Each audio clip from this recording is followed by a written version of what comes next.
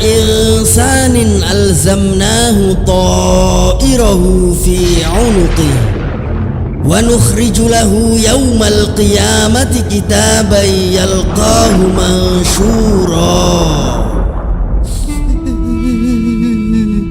Sekarang aku sendirian, padahal dulu aku selalu tertawa riang bersama orang-orang yang aku sayang. Dulu aku kira dunia adalah segalanya, tapi ternyata hanya kehidupan yang sementara. Penyesalanmu tidak ada gunanya. Siapa kamu? Aku adalah malaikat Ruman. Malaikat Ruman? Benar, aku ditugaskan untuk memeriksa amal para jenazah. Jadi sekarang, tulislah semua amal baik dan burukmu semasa di dunia. Dengan apa aku harus menulis? Aku tidak memiliki pena dan tinta. Gunakan jarimu sebagai pena dan ludahmu sebagai tinta. Tapi di mana aku harus menulis? Aku tidak memiliki selembar kertas. Tulislah pada selembar kain kafan ini. Baik.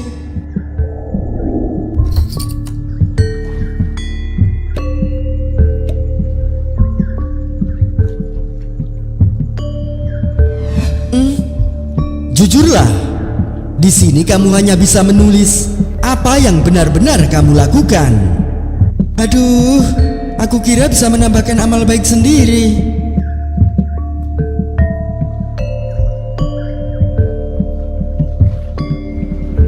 Tulislah semuanya. Pengakuanmu ini akan menjadi bukti saat kelak kiamat telah tiba.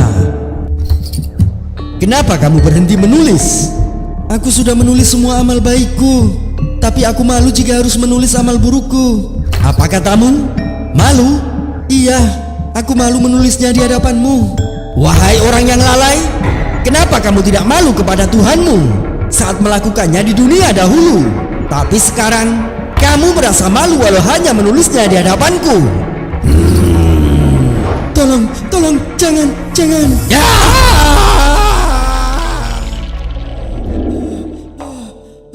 Cepat tulislah. Baik.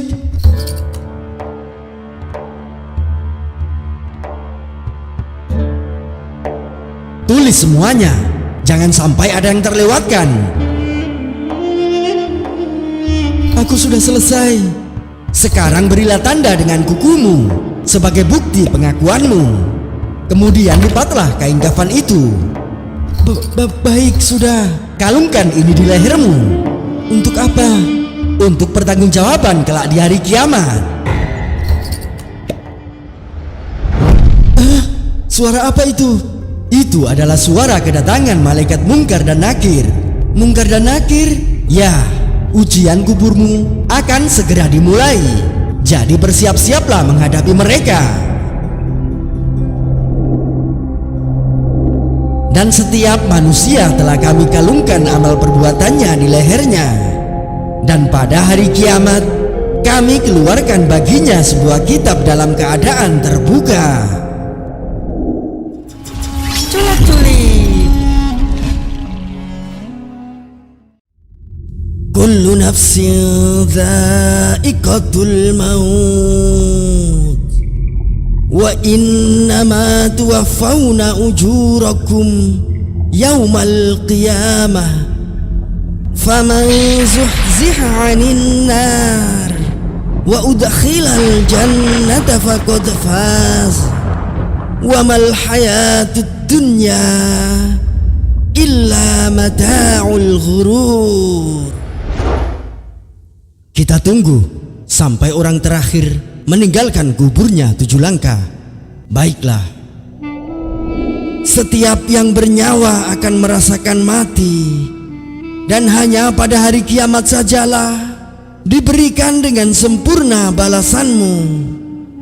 Barang siapa dijauhkan dari neraka dan dimasukkan ke dalam surga, sungguh dia memperoleh kemenangan. Kehidupan dunia hanyalah kesenangan yang memperdaya.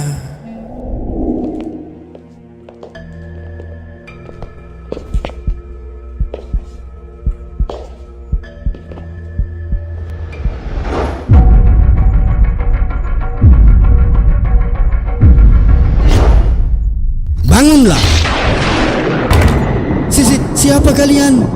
Kami adalah malaikat yang ditugaskan sebagai fitnah dalam kuburmu. Fitnah? Ya, jadi jawablah pertanyaan kami dengan tegas dan benar. Baik.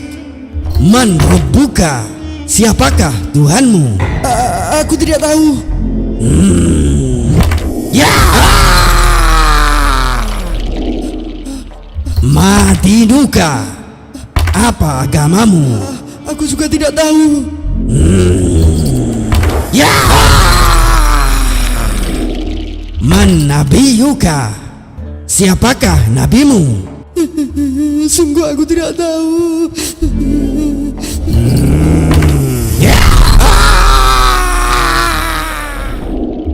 Dia tidak akan mampu menjawabnya. Hadapkanlah kuburnya ke arah pintu neraka, kemudian sempitkanlah kuburnya hingga tulang belulangnya hancur berkeping-keping. Ya.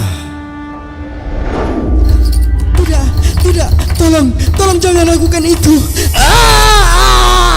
Ampun, tolong aku. Ini adalah hari buruk yang telah dijanjikan kepadamu. Siapa kamu? Aku adalah amal burukmu yang akan menemanimu di dalam kuburmu. Tidak, aku tidak mau. Tolong. Tuhan, tolong jangan Engkau datangkan hari kiamat. Culik-culik.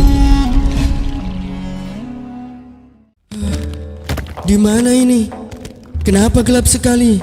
Aku tidak bisa melihat apa-apa. Tenanglah, aku akan menerangimu. Siapa kamu? Engkau akan segera mengetahuinya. Tapi di mana ini sebenarnya? Barzah, alam pemisah antara dunia dan akhirat. Al-an qad sirta fi adbaqis thara wa baina asakiril mauta fa idza ja'akal malakanil muwakkalani bika wa huma munkarun wa nakirun fala yufzi'aka wa la yurhibaka fa innahuma khalqum min khalqillahi ta'ala azza wa jal. Bersiaplah, engkau akan menghadapi ujian kuburmu. Ujian kubur? Jangan khawatir, aku akan menuntunmu. Sungguh? Ya.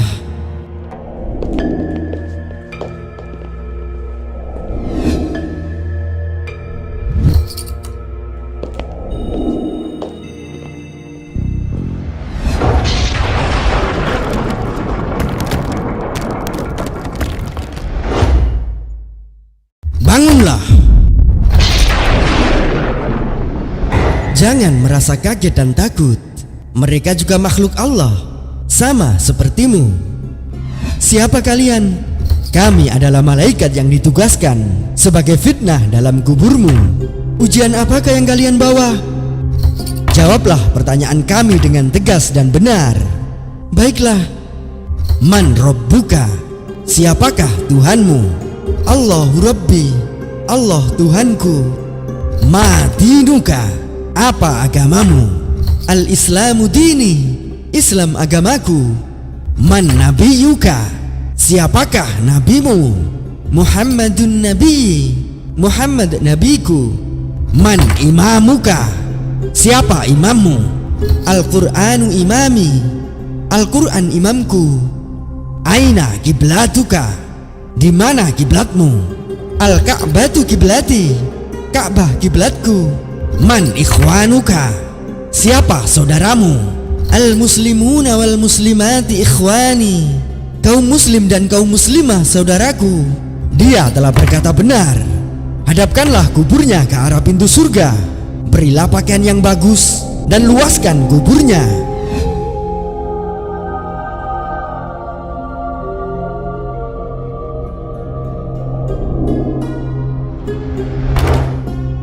Bergembiralah dengan apa yang menyenangkanmu.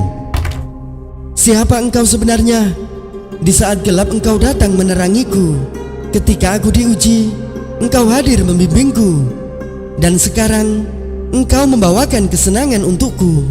Aku adalah amal baikmu. Aku ditugaskan untuk menemanimu di dalam kuburmu. Bahagialah, semua ini adalah nikmat dari Tuhanmu. Ya Allah, segerakanlah hari kiamat agar aku bisa segera berkumpul dengan keluargaku. Culik-culik. Arwah itu ada dua macam, arwah yang diazab dan arwah yang mendapat nikmat.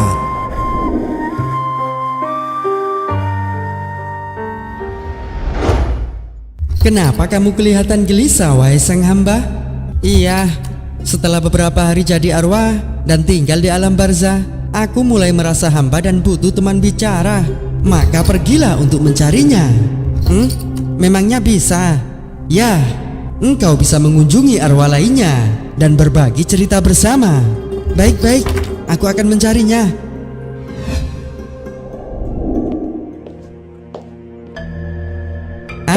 Sepertinya itu ada kuburan baru. Coba aku mampir ke sana.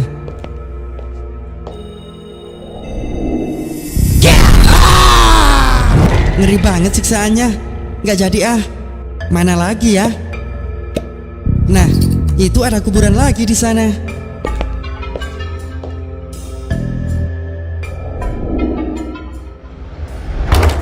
Wah, bagus banget tempatnya. Siapa ya penghuninya? Aku. Juki? Agus? Bukannya itu kamu? Iya, ini aku, Gus. Waduh, gak nyangka ya. Dulu kita teman di dunia, akhirnya kita bisa bertemu lagi di alam barzah. Iya, syukurlah. Kok bisa kamu dapat tempat semegah ini di alam barzah? Itu karena semasa di dunia, aku selalu menjalankan perintahnya dan menjauhi larangannya. Percaya deh, si Juki anak paling soleh di kampung kita. Emang tempatmu gak bagus, Gus? Nyaman sih, cuma gak semegah ini. Ya soalnya ibadahmu di dunia dulu belum maksimal, Gus. Hehehe. Oh ya, gimana ceritanya kamu bisa nyusul ke sini? Kamu ingat Jono kan? Jono yang suka malak dan suka mabok-mabokan itu. Iya, yang paling malas kalau diajak ibadah. Iya. Jadi waktu itu aku mau ke masjid, tapi dipalak sama dia. Aku udah bilang gak punya uang, tapi dia gak percaya dan malah nusuk aku. Akhirnya aku sekarat dan dilarikan warga ke rumah sakit. Lalu si Jono, dia ketakutan karena mau ditangkap polisi. Akhirnya nekat tuh gantung diri. Berarti si Jono udah meninggal juga? Udah, kemarin. Saat itu aku juga lagi kritis di rumah sakit dan akhirnya meninggal dunia juga. Berarti kalian meninggal di hari yang sama? Iya, dan dia dimakamkan di sekitar sini juga. Jangan-jangan ada apa? Jadi tadi itu di sebelah sana ada kuburan baru juga. Aku coba intip, ternyata dia lagi disiksa habis-habisan. Nah, itu pasti si Jono. Kasian ya, dia kira bisa bebas hukuman dengan mengakhiri hidupnya. Gak taunya di alam barzah ini, balasan dan hukumannya jauh lebih sadis daripada di dunia. Ya begitulah kalau orang suka berbuat dosa. Hari-harinya di alam barzah bakal dilalui dengan siksaan sampai kiamat tiba. Beda dengan orang soleh-soleha. Mereka masih mendapat nikmat di alam barzah, juga bisa saling kunjung dan bercerita bersama. Kayak kita ya? Ya dong. Oh ya, seperti apa dia diazab? Yang aku lihat sih. Tolong! Minggir, biar aku yang tangani. Dan barang siapa mentaati Allah dan Rasul, maka mereka itu akan bersama-sama dengan orang yang diberikan nikmat oleh Allah, yaitu para nabi, para pecinta kebenaran, orang-orang yang mati syahid dan orang-orang soleh. Mereka itulah teman yang sebaik-baiknya. Culik-culik. Yang aku lihat sih. Tolong! Minggir, biar aku yang tangani.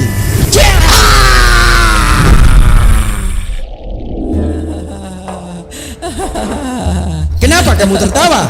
Aku sudah cukup merasakan sakit di alam kubur ini dengan membelahku maka aku akan segera mati dan tidak akan merasakan sakit lagi. Apa kamu lupa kalau kamu sudah mati? Tubuhmu akan segera menyatu lagi dan kamu akan merasakan sakit berkali-kali. Tidak, jangan, aku mohon. Datangkan batu besar untukku. Untuk apa itu? Untuk menghancurkan kesombonganmu.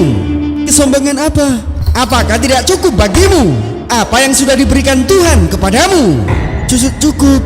Aku diberi nyawa, diberi rizki, diberi kesenangan dan kebahagiaan di dunia. Lalu nikmat mana lagi yang kamu dustakan sehingga kamu dengan sombongnya tidak mau bersujud kepada Tuhan? Sholat? Ya. Tolong, aku menyesal.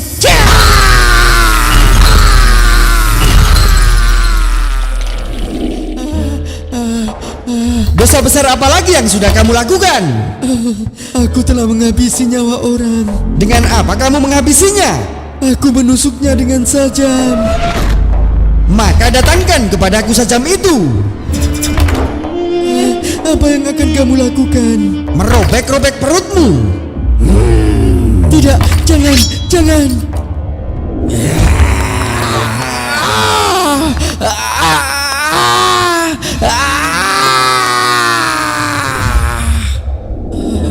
Aku haus, berikan aku minum.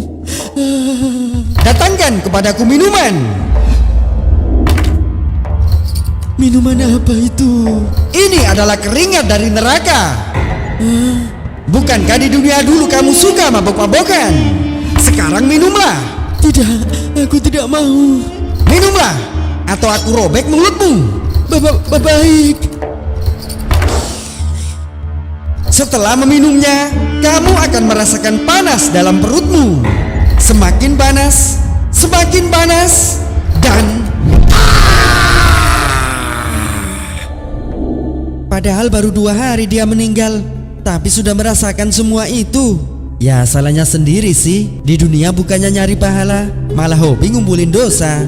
Kira-kira malam ketiga di alam kubur nanti seperti apa ya? Mereka akan kami siksa 2 kali. Kemudian mereka akan dikembalikan kepada azab yang besar. Culik-culik.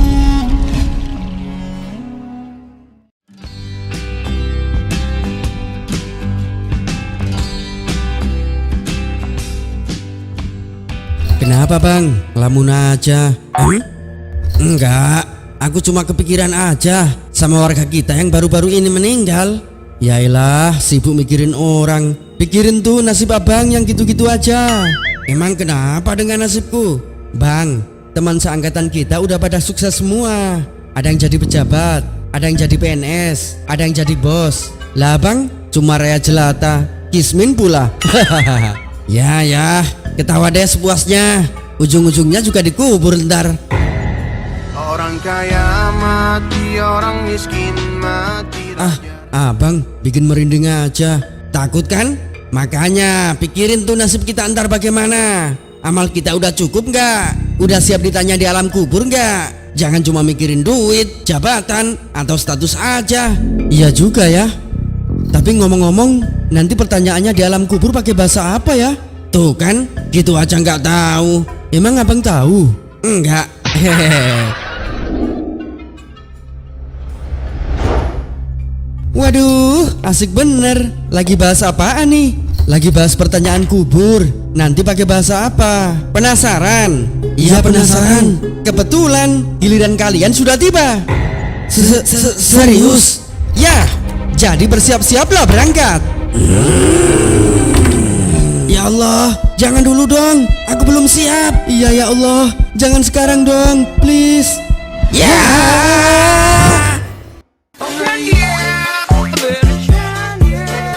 Adeh, kalian bikin jantungan aja. Iya nih. Iya, maaf. Jadi gini, mengenai bahasa apa yang dipakai saat ujian kubur, ulama berbeda pendapat. Pertama, ada yang berpendapat dengan bahasa Suryani. Bahasa Suryani, tapi pendapat ini lemah karena tidak ditemukan dalil atau dasarnya. Nah, Yang kedua adalah dengan bahasa Arab. Karena secara zahir hadis, Rasulullah menjelaskan pertanyaan dan jawaban kubur itu dengan menggunakan bahasa Arab. Kemudian yang ketiga adalah dengan bahasa sehari-hari. Jadi nanti malaikat Mungkar dan Nakir akan menginterogasi mayit sesuai dengan bahasa yang bersangkutan. Oh gitu. Misalnya aku orang Jawa, berarti pertanyaannya sopo pangeranmu gitu. Yups, tapi sebenarnya perihal bahasa apa yang digunakan itu tidak penting. Gak penting gimana? Benar, karena kunci jawaban itu ada pada amal kita masing-masing. Jika amal kita baik atau husnul khotimah, maka kita dengan sendirinya akan mampu menjawab itu dengan tegas dan benar, meskipun seandainya yang dipakai bahasa lain. Betul. Jadi mau pertanyaannya bahasa apapun, maka kita akan paham dan mampu menjawabnya. Alhamdulillah. Jadi sekarang jangan sibuk mikirin bahasa apa yang dipakai, tapi sibuklah dengan beramal baik. Nah gitu dong, cakep. Culik-culik.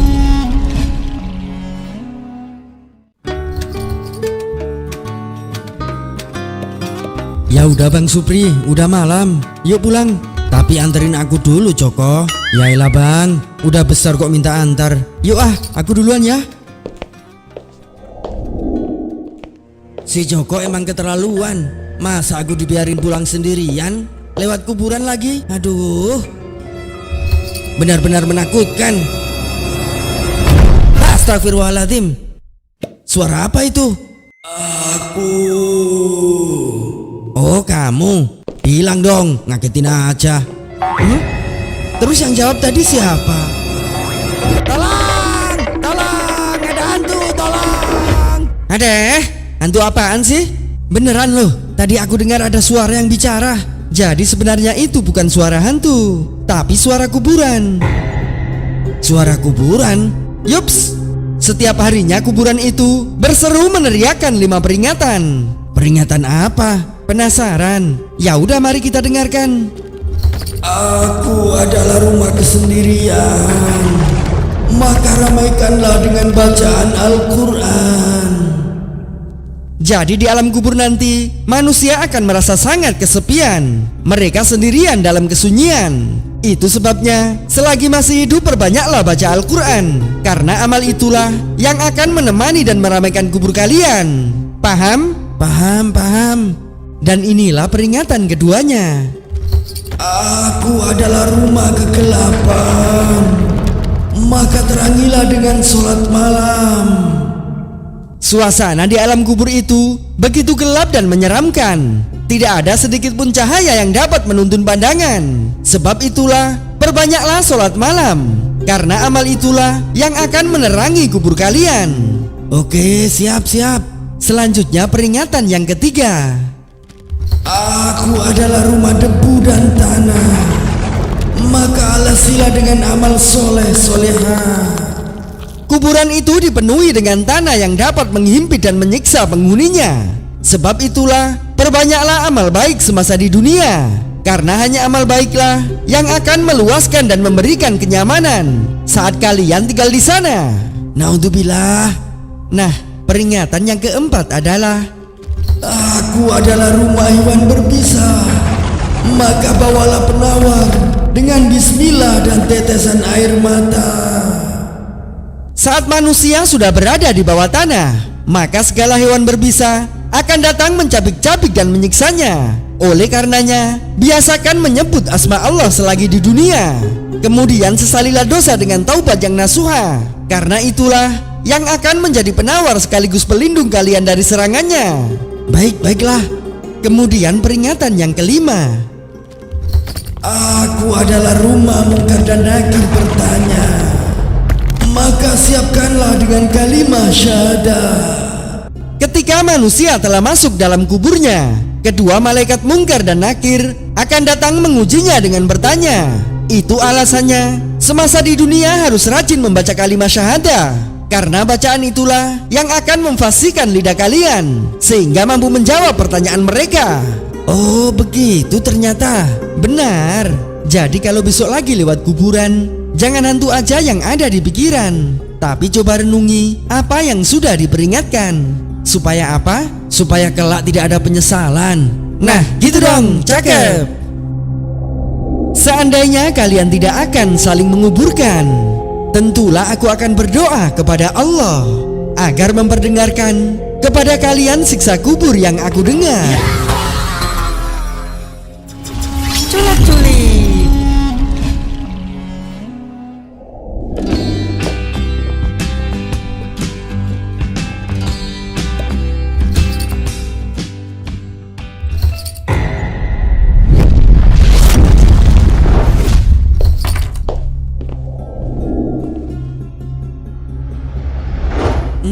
Kalian rupanya. Kenapa kamu kelihatan tidak suka terhadap apa yang dilakukan saudara-saudara kita?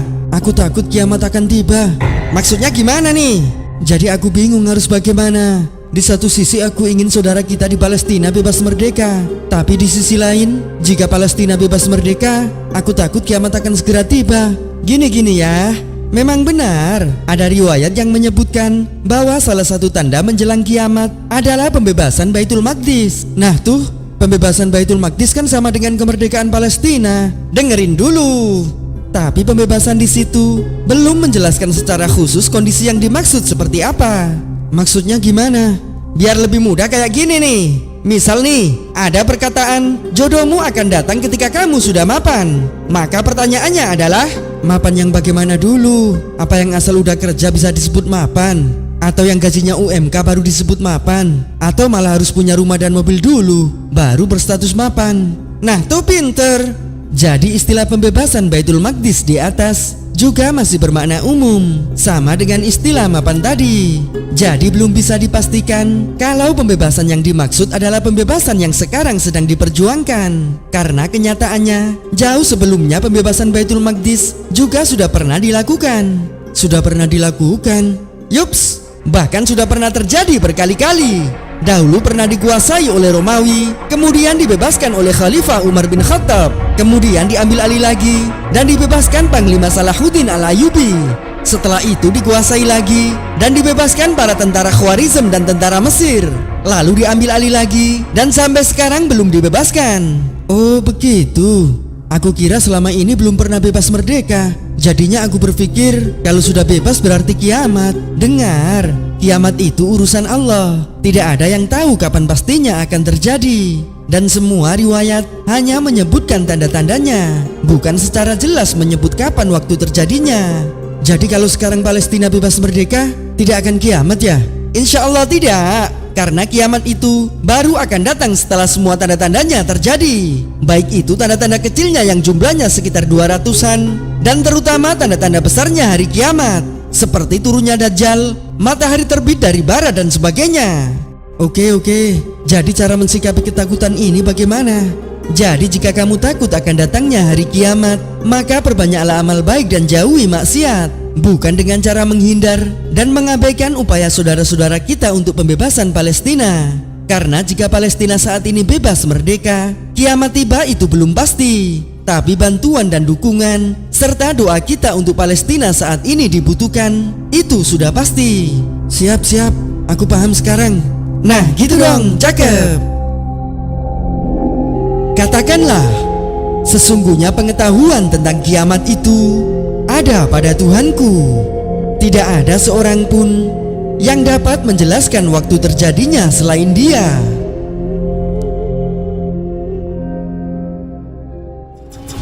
Culik-culik. Wa idh faraqna bikumul bahra fa anjaynakum wa aghraqna ala fir'aun wa antum tanzurun. Artis papan atas mengajukan gugatan ke pengadilan. Waduh, serius nih? Gak bahaya tah? Musim hujan begini mau bubaran? Seorang selebgram diam-diam telah memiliki pasangan. Gitu dari awal ngakunya masih lajang. Permisi, mau bersih-bersih bentar. Oh iya, silakan. Perlu saya bantu, Pak? Tidak usah, ini tugas saya. Bang Supri, minggir, mau dibersihkan? Iya, permisi sebentar ya. Adeh, ganggu orang lagi asik baca gosip aja. Maaf, saya hanya menjalankan tugas saya. Iya tahu, tapi harusnya dari tadi dong bersihinnya. Jangan pas lagi ada saya. Iya, maaf, saya terlambat datangnya. Enak aja minta maaf. Udah Bang Supri, kasihan dia. Gak bisa. Lagian kenapa harus kasihan sama Kang Sabu kayak dia? Dia harus diajari tata krama. Bila perlu dilaporkan ke atasannya. Sekali lagi maafkan saya. Udah Bang, ayo biarin dia bekerja. Dasar payah.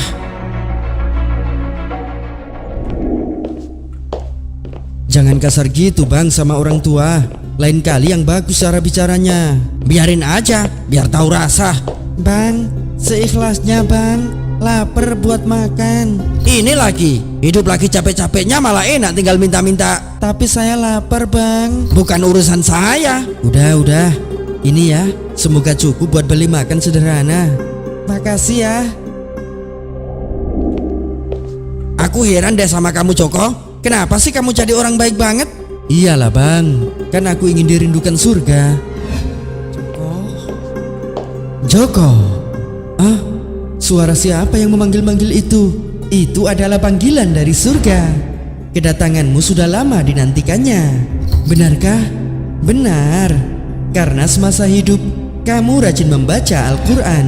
Kamu juga selalu sopan dan menjaga lisan dari perkataan yang menyakitkan. Selain itu kamu senantiasa peduli dan ringan terhadap orang yang membutuhkan. Dan juga puasa Ramadanmu selalu kau tunaikan. Segala puji bagi Allah. Begitu ya? Berarti kalau aku? Ya kebalikannya Bang. Supri. Siapa yang memanggil-manggil itu? Itu adalah panggilan dari neraka. Kedatanganmu sudah lama dinantikannya. Bagaimana bisa? Karena semasa hidup kamu enggan membaca Al-Quran, tapi justru suka membicarakan orang. Kamu juga selalu berkata kotor dan tidak sopan, dan juga tidak peduli dengan orang-orang yang membutuhkan. Ditambah lagi, puasa Ramadanmu selalu kau tinggalkan. Jadi sekarang gimana? Sekarang penuhilah panggilan neraka itu. Ya. Naudzubillah. Oke deh. Mulai sekarang aku akan sering baca Al-Quran, bicara sopan, dermawan, dan puasa Ramadan. Nah gitu dong, cakep. 4 golongan manusia yang dirindukan surga. Orang yang membaca Al-Quran, memelihara lisan, memberi makan orang yang sedang kelaparan, dan orang yang berpuasa di bulan Ramadan.